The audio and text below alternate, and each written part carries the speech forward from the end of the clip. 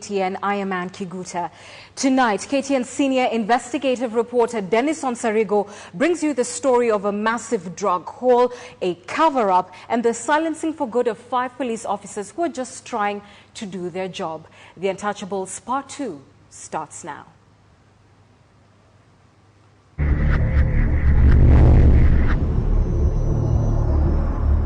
At the time, Stanley Murage was the special advisor to the president on strategy. State House has since denied meeting the 2 dubious characters who had claimed they were invited to State House for a meeting. I therefore take great exception to a story appearing in today's edition of the Sunday Nation, insinuating that there are links between my family and 2 foreigners who were recently deported from the country. When he appeared before a parliamentary committee investigating their 2 brothers, the special advisor to the president denied knowledge of meeting the 2 dubious brothers in meetings at State House. Stanley Murage, the special advisor, claims their tour saga was bigger than his office. Murage declined to meet us for a formal television interview. Hello. Hello, Mr. Murage, how are you? Mr. Murage speaking. How are you? Mzuri sana. Good. Paul, I'm not back in the office. Yes. I'm operating from a different office. Oh, okay. Well, at least I'm glad to meet you. I've seen some of your stories on KTN. Yes. And I like them. I like your investigations. Yes, yes. Yes. Now, so what can I help you with? Now, apparently, one of my investigations is touches on you. Mm-hmm. It is in regard to Armenian or the infamous Atur brothers. Yes. Yes, and I had a few questions to ask you. What was your role in the entire thing? Did you offer them protection? Did you oversee their stay here? Did you facilitate their movement? I'm not able to comment on that, Dennis. Yes. Yeah. Have you been in contact with the Atur brothers since they left the country, Mr. Murage? I'm not. I've never been. Did they call you immediately after they landed in Dubai, asking you to facilitate how they'll get their passport that was left behind, Mr. Murage? No, not to my knowledge, to be honest, no. Did you provide them 2 or 4 presidential escort unit officers to guard them? Of course not. I am not able to. You recall the response given by the late John Michuki. Yes. I think that the best way you can get helped is to inquire from the minister, because you can inquire from the minister for security. Because personally, I cannot give you the views other than the views that I have, which are in public. But yes. But Waziri at that particular time, God rest his soul in eternal peace. At that particular time, Waziri he say the government was aware about this raid, and then you came up and said, and you're on record saying that the president was not aware. But you appeared before the Committee on Administration and Justice, and you said the president was not aware. I mean, these are 2 contradicting statements. From that was my knowledge. That was my view. Yeah. That was my view. I mean, your view meaning that was government speaking? No, that was my view. I was there as an individual. No, Mr. Murage, you were there as special advisor to the President of the Republic of Kenya. Yeah, and I gave a view. Yes? Your view should be taken as a view, or your view should be taken as a fact? My view should be taken as a view. Maybe what you should do is you try one of these days. When after a week or so, we can try and see whether we can meet sometime. Yes. And I could clarify some things that I'm not able to clarify on this line. Fine. That's what. I mean, for you, what you're looking for is something impossible to get. Elements in the government fighting condemnation over the Standard Media Group raid hurriedly arranged a press conference for the 2 Armenian brothers. The plan was simple: to assure the public the 2 were not in the country during that raid, and to deal with the political class critical of the government action. A man identified as Julius Minor, who claimed to be from State House, requested a duty officer at the most secure airport facility to arrange for a media press conference for their tour brothers who were arriving from Dubai. The official had already received instructions from the Kenya Airport Authority Deputy Managing Director Naomi Sidi. At the time, Atur Margarian sat comfortably in the first-class lounge at the airport with one woman. Julius Minor, the man who had claimed to be an official from State House, then instructed a junior officer to stage manage the arrival of Atur Margarian and Atur Sargassian. The two men went ahead to lay blame on the opposition leader in sensational claims. Trying to make us enemy of the Kenya. For what? Mercenary. Your budget is not enough, your country budget is not enough to hire us. Apart from Atur Sargassian, who arrived in the country that morning, his brother Atur Margarian was never on that flight. The two were playing for the cameras and buying time for the crimes they had committed in the country. The presence of only one Atur brother confirmed the fears of many that foreigners took part in the standard raid a few days earlier. The Atur brothers and their associates had direct access to the country's airports, the passes allowing them to access all areas of the airport, including aprons and launches, indicated that tours could get in and out of the airport at will. Whatever they did with the coveted privileges of accessing high security areas remains just that, a mystery. These two gentlemen were driven in two GK vehicles with two outriders.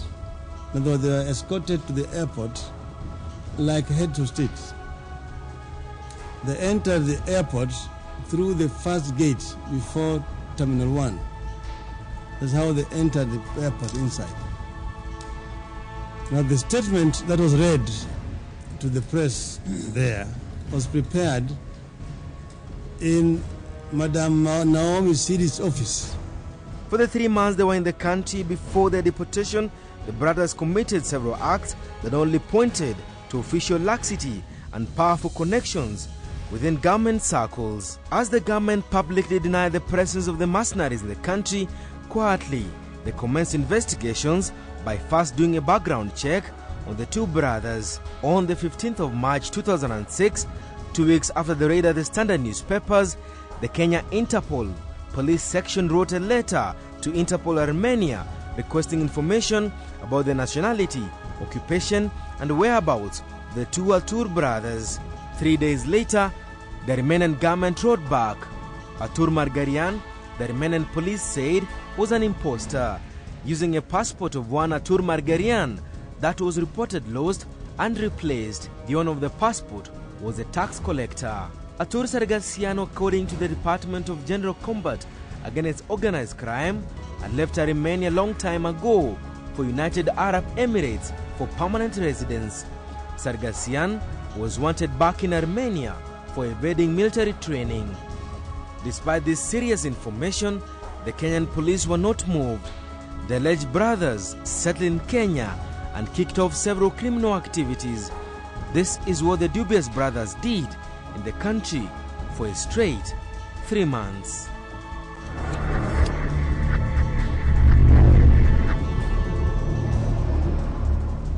Way before the Atur brothers came into the country, it appears someone somewhere was laying the ground for their arrival. As early as the 17th of October 2005, the foundation for their eventual arrival was being laid.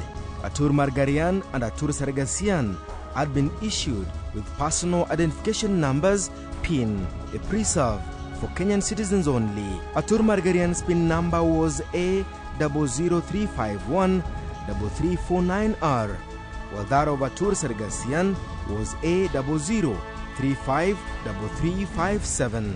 When they flew into the country, they did not go through immigration like other visitors.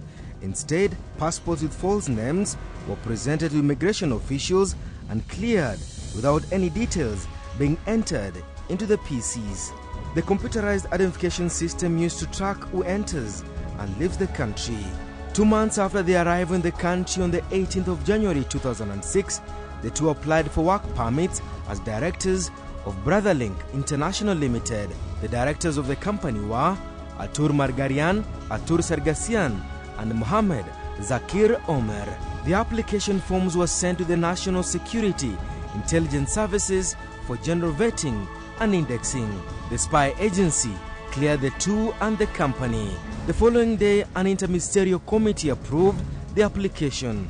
This process moved much faster than normal. What is shocking, the two were listed as Kenyan nationals. Why will a government issue work permits to Kenyans? Why will the National Security Intelligence Services clear the dubious brothers to run business in Kenya, and yet the spy agents knew the two were not Kenyan nationals? The forms were not signed, with critical details such as bank statements not certified. The brothers registered yet another company, Kenningston Holdings Limited, using the same name as another company that had been registered in 2004. The directors, Artur Sargassian, Artur Margarian, Julius Maina, Alois Umita, and Winfred Wangoi. The business they were involved in ranged from importation and export of goods, real estate, among other undertakings, but the group exploited their influence and power to engage in criminal acts. It is the importation of containers, undervaluing the containers, and the declaration of goods that now raises serious eyebrows of the contents of the goods their two brothers were engaged in importing. Between February and April 2006, their two brothers, using Brotherlink and Kenningston Holdings companies, imported a total of 7 containers. The containers contained assorted goods, mostly electronics. Most of the containers had goods valued at less than 7 million Kenya shillings. On the 14th of March 2006, Kenningston Holdings imported 2 containers, CLHU 8544548 and FSCU 6078480. The cargo in the containers was 884 pieces of radio cassettes. The quantity of the packages was not verified, but the value was placed at 1 million shillings. The containers left the port of Mombasa for a bonded warehouse in Nairobi. The containers will, however, disappear en route to the warehouse. The inside story has now established that the 2 containers were loaded onto 2 lorries, namely KAG 813P and KAM 238F. The goods, some in gunny bags, were later offloaded by 2 men of Asian origin at Alpha Center along Mombasa Road. Records of the Kenya Revenue Authority indicate Rabbit Kit Services was responsible for the clearing of the goods. The motor vehicle KAG 813P is blue in color and is owned by Infizel Transport Services, and the KAM 238F is a lorry, green cream in color, and owned by Juani Impex Enterprises in Mombasa. The 2 truck owners were never questioned. Investigations by the inside story now reveal that the company Marketing Bureau Services cleared the containers. A further search revealed that the company was owned by Real Estate, a company associated with Raju Sangani, the man who first brought their 2 brothers into Kenya. 6 other containers were either declared or undervalued, and some were detained at the port of Mombasa, but somehow they found their way out of the port. The inside story has now established their 2 brothers and their associates imported other containers, which they will leave unclaimed at the port of Mombasa. The port official will then hand them over to the police, and they will then disappear with the goods. Artur Margarian and his brother were, after all, very senior police officers. As the 2 brothers and their local handlers continued evading paying taxes, their local connections were running deep. On the 26th of April 2006, the National Security Advisory Council met to discuss the activities of their 2 brothers. The National Security Intelligence Services told the council that the 2 brothers had shown characteristics consistent with people involved in drug trafficking. NSIS recommended to the council that their 2 brothers be deported, as their continued stay in the country will malign the good name of the country. The members of the council included the former head of the Civil Service, Ambassador Francis Mudhaura, as the chairman, the Director General of the National Security Intelligence Services, Major General Michael Gishangi, the then Commissioner of Police, Major General Mohammed Hussein Ali, the then Attorney General M. Muswako, the then Internal Security Permanent Secretary, Cyrus Gitwai, Despite such a serious warning, nothing was done. Their two brothers were left free to run their dubious errands in town as government agents just watched. Little was known to the public then that the two brothers had been appointed as senior police officers by the Kenyan government. Atur Margarian and Atur Sargasian had been appointed as Deputy Commissioner of Police. Shifana, a lady friend of the Aturs, was appointed a Chief Inspector of Police. The two bodyguards were also appointed junior police officers, but the brothers, it appeared, needed more than police ranks. On the second day of May 2006, someone was working hard to have the two Armenian brothers attain Kenyan passports. James Gitonga and immigration officials at Nyayo House reported he had removed blank passports from a fireproof cabinet and placed them on his desk. The blank passports, according to him, were for issuance to potential applicants. Gitonga later claimed 3 of the passports were stolen. A cleaner who was earlier in the room was summoned and confessed to have stolen the 3 of the 5 passports. The passport stolen A103 1194, A103 1195 and A103 1196 were allegedly sold to a man of Somali origin by Beatrice Akoth, the cleaner who had confessed into stealing them. The passports later changed hands and were the property of the two Armenian brothers. The cleaner could later claim she could not remember the person she had sold the passport to. Each passport was sold at a paltry 250 shillings. Somehow the passports got to the hands of their two brothers. One of the passports, number A1031195, was given to Arthur Sarkasian, and passport number A1031194 became the property of Artak Sarkasian. The names were those of Atur Margarian and Atur Sargasian. The file numbers assigned to the passports were those of 2 Kenyans. How the brothers were able to obtain passports assigned to existing immigration files raised more questions than answers. But here is the reason why. Despite Beatrice Akoth, the cleaner at the center of the theft, confessing stealing the passports, her case before a Nairobi court dragged on for more than a year. On the 2nd of March 2007, the case was withdrawn by the state due to lack of evidence. The case was, however, later consolidated with that of Yaya Kiai Gitonga. After some time, the case was dismissed due to lack of evidence. The laxity manner in which the state handled the case demonstrated complicity on the part of immigration officials. James Gitonga could not explain how the blank passports under his watch ended up in the hands of their two brothers. One, and especially myself, I had no reason to believe that anything in that sensitive place could get lost. After initially being suspended, James Gitonga was quietly reinstated. The two brothers had a field day, playing for the cameras, posting who is who in the city in lavish parties.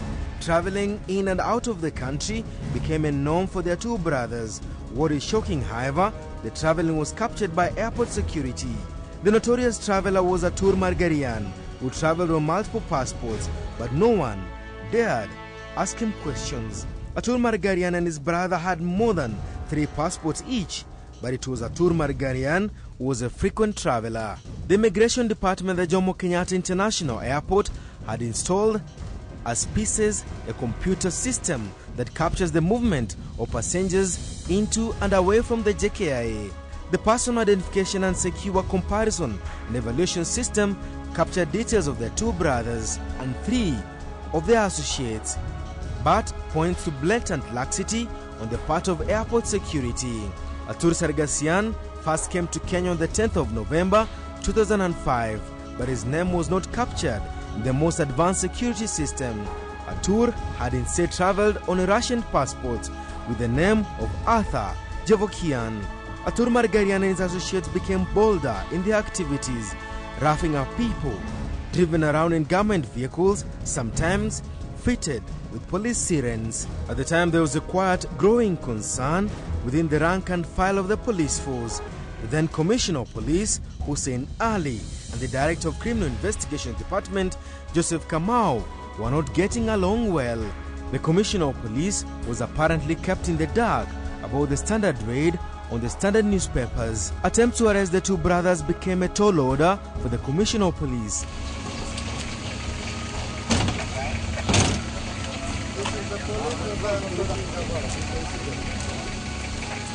He's outside, Baba. Take the pictures, take these guys' pictures. They are hired. Why you come here? You have any warrant? Where is your warrant? Who pay you to come here? I've got no Sabaruda. Ask them the warrant. Ask them how much they pay to come here. Who was this person who could overrule the Commissioner of Police directive? On the 8th of June 2006, months after the two dubious brothers had drafted up people stolen from motorists at gunpoint, imported several containers of goods, they staged a dramatic scene at the Jomo Kenyatta International Airport. A scene that exposed how unsafe an international airport could be. A major government installation. This woman, the daughter of Mary Wamboi, Winfred Wangoi, called this man, Paul Letoya, a protocol officer at the airport several times, informing him that very important guests were arriving from Dubai. The guests needed VIP treatment. Now, every time you kept on reading your statement, she again called me, she again called me. If it was only 2 times, why the use of she again called me, she again called me? Please answer the question. Come again, my lord. How many times did she in fact call you? Several times, my lord. At the time, Atur Margarian had arrived at the airport with one of his personal bodyguard, a short white lady. Because the two had passes allowing them to access all points at the airport, they headed straight to the duty-free lounge. Walitumia Subaru. Mimi nikaambiwa niende nichukue hiyo Mercedes GK A33G. GK A33G. Nikaambiwa niende nichukue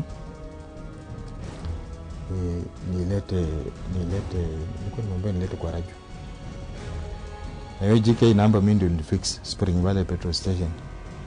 I don't know ilikuwa inaweka GK namba ya mambo gani.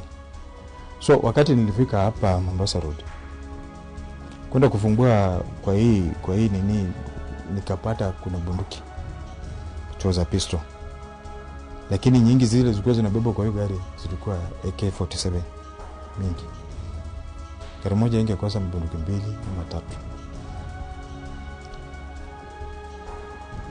At about 20 minutes past 7 that evening, flight number EK721 from United Arab Emirates touched down at the JKIA. The visitors on board that flight were Arman Mohammed Gureni, Manish Shador, Bob, and Arthur Jevokian.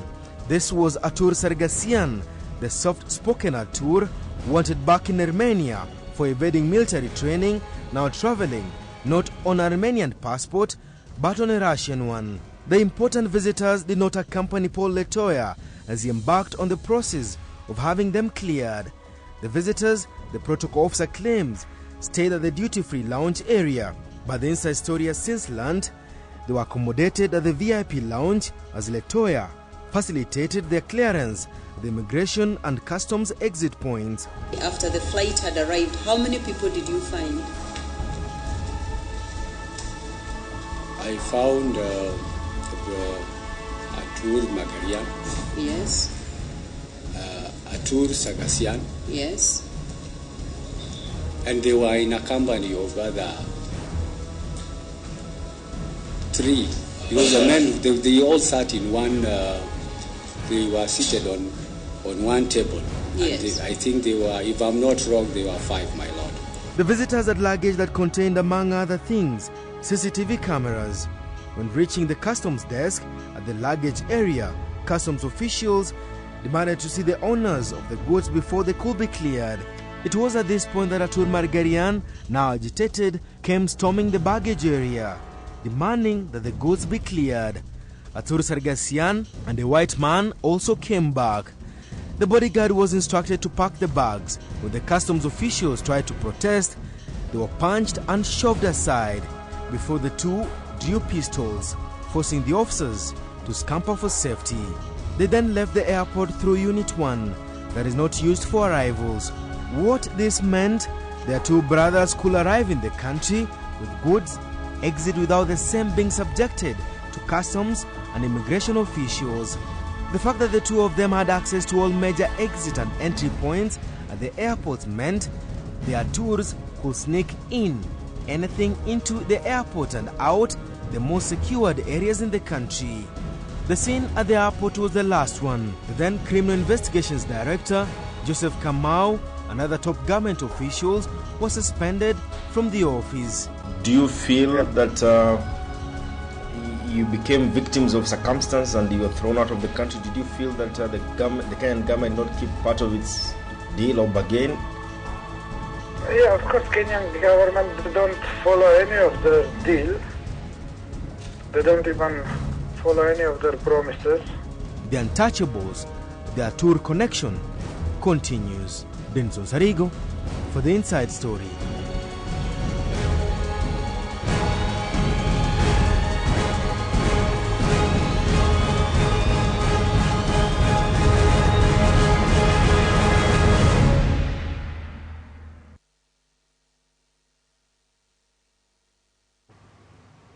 Thank you for all your feedback.